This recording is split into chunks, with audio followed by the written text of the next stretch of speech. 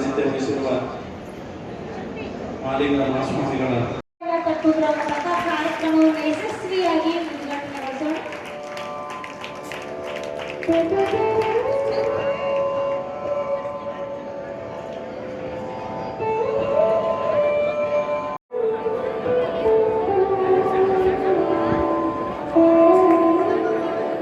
ಜೋರಾದ ಚಪ್ಪಾಳೆಯನ್ನು ತಟ್ಟುವುದರ ಮೂಲಕ ಕಾರ್ಯಕ್ರಮದ ಮೆರಗನ್ನ ಹೆಚ್ಚಿಸೋಣ.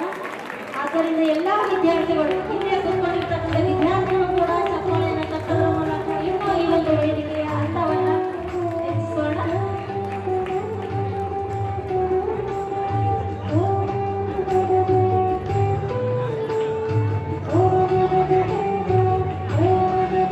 ಹಾಗೆ ಹೊಸ ಭಾವಚಿತ್ರಕ್ಕೆ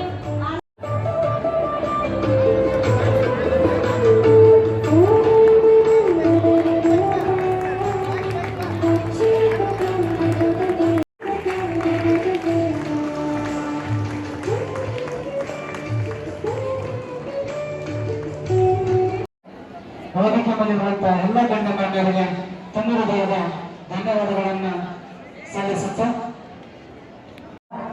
ಗಣ್ಯಮಾನ್ಯರಲ್ಲಿ ಪ್ರಮುಖರಾಗಿರುವಂತಹ ಶ್ರೀ ಸೋಮಗೌಡ ಬಾದರಿ ಅವರು ಈ ವೇದಿಕೆಯನ್ನು ಉದ್ದೇಶಿಸಿ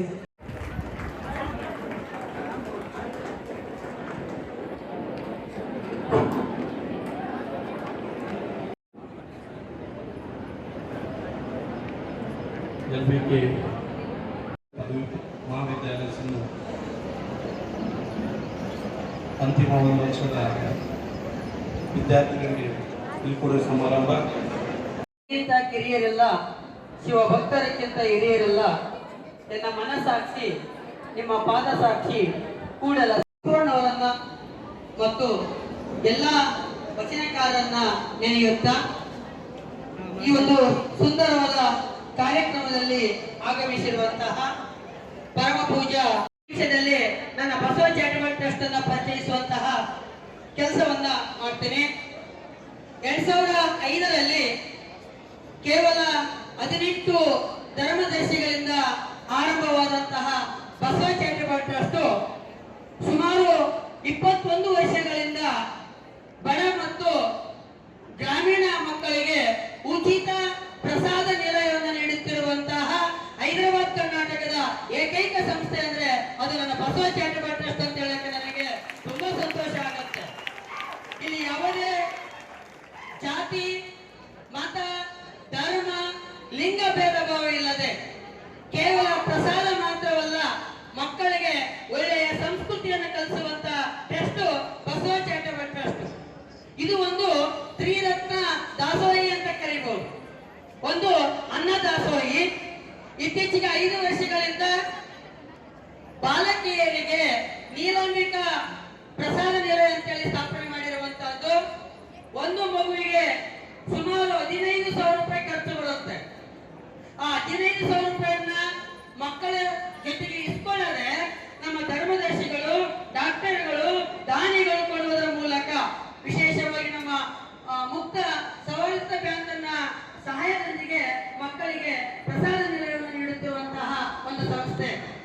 ಎರಡನೇದಾಗಿ ಅಕ್ಷರ ದಾಸೋಹ 2009ರಲ್ಲಿ ಅಕ್ಷರ ದಾಸೋಹ ಆರಂಭ ಮಾಡಬೇಕೆನ್ನುವ ಕಾರಣಕ್ಕಾಗಿ LBK ಪದವಿ ಪೂರ್ವ ಕಾಲೇಜನ್ನ ಆರಂಭಿಸಲಾಗಿತ್ತು.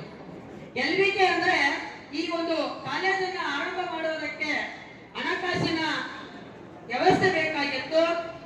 ಆಗಿನ ಅಧ್ಯಕ್ಷರಾಗಿರುವಂತಹ ಶ್ರೀ ದಿವಂಗತ ಬಸವಗೌಡ ಕಲ್ಲೂರವರು 11 ಲಕ್ಷ ರೂಪಾಯಿಯನ್ನು ದೇಣಿ ಕೊಡುವುದರ ಮೂಲಕ ಲಕ್ಷ್ಮಮ್ಮ ಬಸವಗೌಡ ಕೆಲ್ಲೂರ್ ಎನ್ನುವಂತ ಹೆಸರಿನಲ್ಲಿ ಬಸವ ಚಾರಿಟಬಲ್ ಟ್ರಸ್ಟಿನಲ್ಲಿ ಈ ಕಾಲೇಜನ್ನ ಆರಂಭಿಸಲಾಗಿರುವಂತಹ.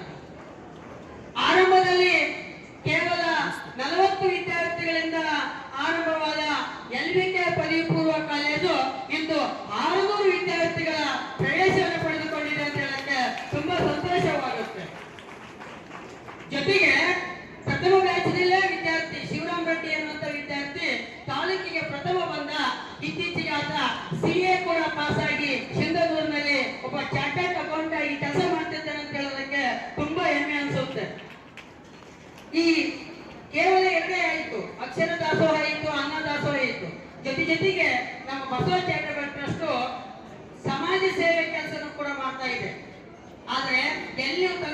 ಒಂದು ಹೆಸರು ಕೂಡ ಹೇಳಿಕೊಳ್ಳುವುದಿಲ್ಲ. ಗೌಪ್ಯವಾಗಿ ಅನೇಕ ರೀತಿಯಲ್ಲಿ ಸಮಾಜ ಸೇವೆ ಕೆಲಸವನ್ನು ಮಾಡ್ತಿರುವಂತದ್ದು.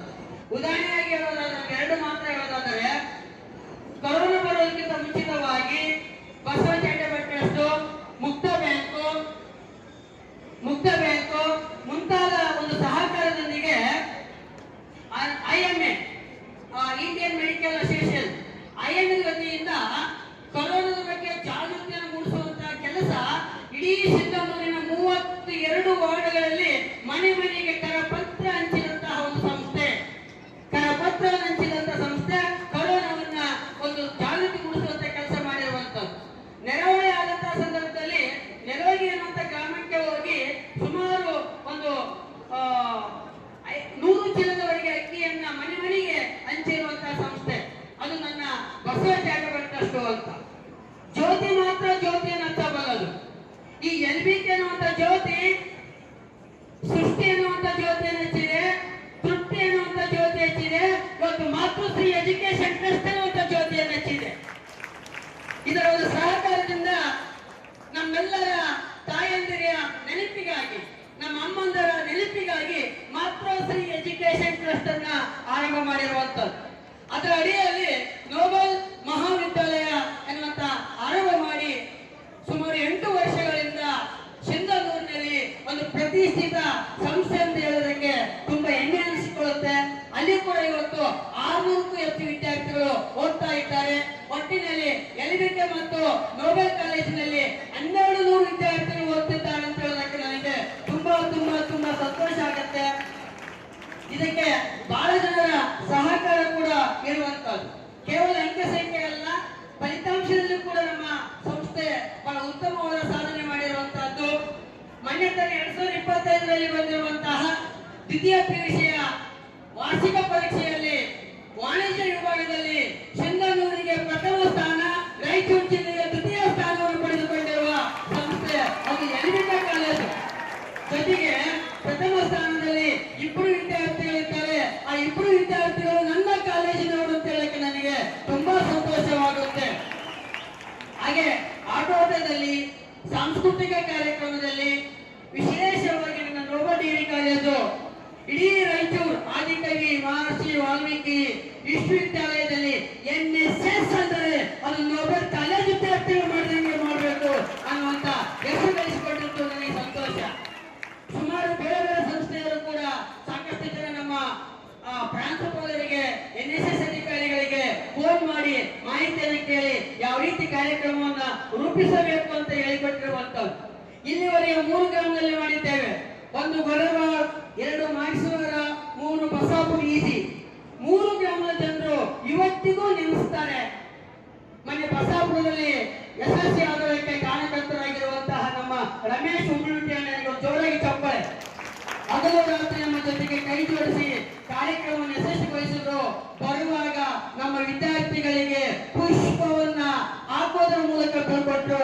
ಅಣ್ಣ, ನಿಮ್ಮ ಪ್ರೀತಿ ಬಹಳ ದೊಡ್ಡದು, ನಾವು ಅದು ಯಾವತ್ತಿಗೂ ನಮ್ಮ ಮನಸ್ಸಿನಲ್ಲಿ ಇಟ್ಕೊಳ್ತೀವಿ. ಅದಾದ ನಂತರ ನೋಬೆಲ್ ಕಾಲೇಜಿನ ವಿಶೇಷತೆ ಏನಂದ್ರೆ, ಎಂದು ಕಾಲೇಜು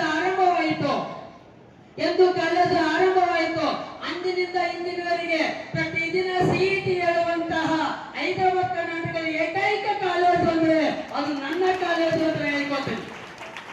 ಸ್ಪರ್ಧಾತ್ಮಕ ಜಗತ್ತಿನಲ್ಲಿ ಬೆಳೆಬೇಕನ್ನಂತ ಕಾರಣಕ್ಕಾಗಿ ಈಗ ಪ್ರತಿ ವರ್ಷ ಪೊಲೀಸ್ ಕಾನ್ಸ್ಟೇಬಲ್ ಆಗಿರ್ಬೋದು, ಬೇರೆ ಬೇರೆ ವೃತ್ತಿಯಲ್ಲಿ ಆಗಿರ್ಬೋದು ವಿದ್ಯಾರ್ಥಿಗಳು ಆಯ್ಕೆ ಆಗ್ತಿದ್ದಾರೆ.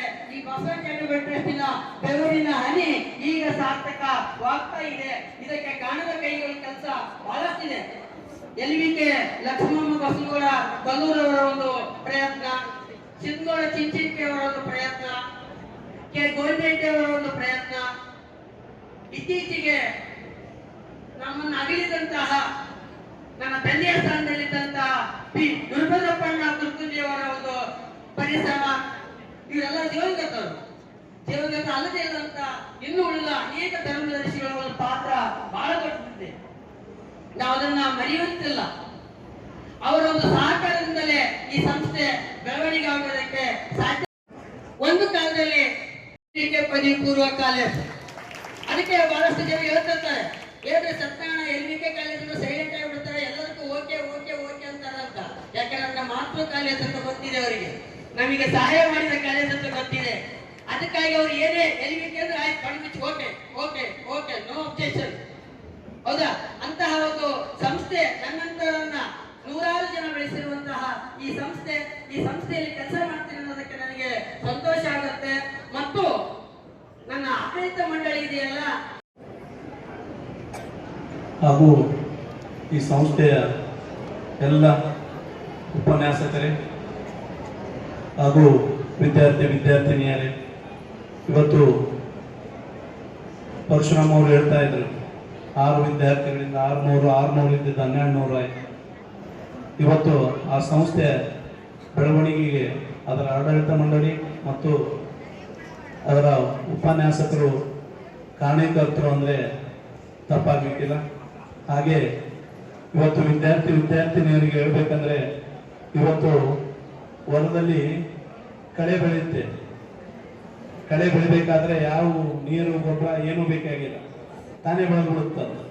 ಆದರೆ ಬೆಳೆ ಬೆಳಿಬೇಕಾದ್ರೆ ಎಲ್ಲವೂ ಬೇಕು, ನೀರು ಬೇಕು, ಗೊಬ್ಬರ ಬೇಕು, ಶ್ರಮನೂ ಬೇಕು. ಹಾಗೆ ಕೂಡ ನಿಮ್ಮ ವಿದ್ಯಾರ್ಥಿ ಜೀವನ, ಇವತ್ತು ನೀವು ಶ್ರಮ ಪಟ್ಟರೆ ಮುಂದೊಂದು ದಿನ, ಈಗ ಪರಶುರಾಮ್ ಸರ್ ಹೇಳ್ತಾ ಇದ್ರು, ನಮ್ಮ ಕಾಲೇಜಿನ ಒಬ್ಬ ವಿದ್ಯಾರ್ಥಿ ಚಾರ್ಟೆಡ್ ಅಕೌಂಟೆಂಟ್ ಆದ್ರು ಅಂತ. ಇದಕ್ಕಿಂತ ಒಂದು ಸಂಸ್ಥೆಗೆ ಏನ್ ಬೇಕು ಹೇಳಿ? ಆ ಕಾಲೇಜ್ ಇಂತಹ ಸಂಸ್ಥೆಯಲ್ಲಿ ಓದಿನ ಎಂಬುದು ಏನಿರುತ್ತಲ್ಲ, ಅದು ಯಾವತ್ತೂ ವಿದ್ಯಾರ್ಥಿಗಳು ಮರೆಯದೆ. ಹಾಗೆ ಕೂಡ ನೀವು ಕೂಡ ಉತ್ತಮ ವಿದ್ಯಾರ್ಥಿಗಳಾಗಿ ಎಷ್ಟೋ ಕನಸುಗಳು ಕಟ್ಟಿಕೊಂಡು ನಿಮ್ಮ ತಂದೆ ತಾಯಿಗಳು ಇವತ್ತು ನಿಮ್ಮನ್ನ ಕಾಲೇಜಿಗೆ ಕಳಿಸಿರ್ತಾರೆ. ನನ್ನ ಮಗ ಓದಿ ಬುದ್ಧಿವಂತ ಆಗಲಿ, ಒಳ್ಳೆಯ ಒಂದು ನೌಕರಿ ತಗೊಳ್ಳಿ, ಇಲ್ಲ ಒಳ್ಳೆಯ ಒಂದು ಬಿಸ್ನೆಸ್ ಮ್ಯಾನ್ ಆಗಲಿ ಅಂತೇಳಿ ಅಂತ ಎಲ್ಲ ತಂದೆ ತಾಯಿಗ ಕನಸು ಈಡೇರಿಸುವಂತ ವಿದ್ಯಾರ್ಥಿನಿಯರು ನೀವೆಲ್ಲ ಆಗ್ರಿ ಅಂತ ಹೇಳ್ತಾ, ಹಾಗೆ ಕೂಡ ಇವತ್ತು ವಿದ್ಯೆ ಎಷ್ಟು ಮುಖ್ಯನೋ ಸಂಸ್ಕಾರ ಕೂಡ ಅಷ್ಟೇ ಮುಖ್ಯ. ಇವತ್ತು ಮೊನ್ನೆ ಒಂದು ರೀಸೆಂಟ್ ಆಗಿ ಒಂದು ಪೇಪರ್ ಬಂದಿತ್ತು ಬೆಳಗಾವಿ ಮೆಡಿಕಲ್ ಕಾಲೇಜಲ್ಲಿ. ಇವತ್ತು ಸುಮಾರು 180 ಪೇರೆಂಟ್ಸ್ನ ಅಲ್ಲಿ ಬಿಟ್ಟು ಹೋಗಿದ್ದಾರೆ, ಸಹಿ ಮಾಡಿಸ್ಕೊಂಡಿದ್ದಾರೆ. ಯಾರು ಕರ್ಕೊಂಡು ಹೋಗಲಿಕ್ಕೆ ರೆಡಿ ಇಲ್ಲ ಅವ್ರ ತಂದೆ ತಾಯಿಗಳು. ಅವ್ರ ಆಸ್ತಿಗೆ ಏನ್ ಬೇಕಾದ್ರೂ ಸಹಿ ಮಾಡಿಸ್ಕೊಂಡಿದ್ದಾರೆ. ಅಂತ ವಿದ್ಯಾರ್ಥಿಗಳು ನೀವು ಎಲ್ಲ ಆಗ್ಬಾರ್ರಿ. ನಿಮ್ಮನ್ನು ಕಷ್ಟಪಟ್ಟು ಇವತ್ತು ತಂದೆ ತಾಯಿ ಓದೋದಕ್ಕೆ ಕಳಿಸಿರ್ತಾರ. ತಂದೆ ತಾಯಿಗಳು ಕೂಡ ಮುಪ್ಪಿನಲ್ಲಿ ನೋಡಿಕೊಳ್ಳುವಂತ ವಿದ್ಯಾರ್ಥಿಗಳು ನೀವೆಲ್ಲ ಅಂತ ಆಗ್ರಿ ಅಂತ